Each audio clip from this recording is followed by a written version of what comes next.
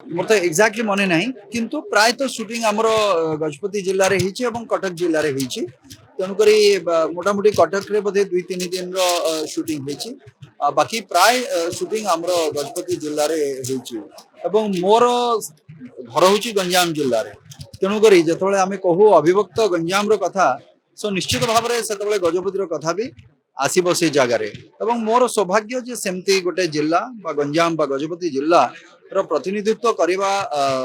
संसद रे तार भी सौभाग्य मत मिलता पाखापाखि 10 वर्षर तेणुक से जगह सहित अपरिचित तो नुहे मु परिचित से जगार से माटी सहित से लोकों सहित से कला संस्कृति परंपरा सहित तेणुक कम करके भल लगे नहीं से भात डाली हेले आउ कौन अच्छी दरकार सकाଳେ बाकी जोटा आप शुणा चाहती मामा हाथर छतुआ आ सहित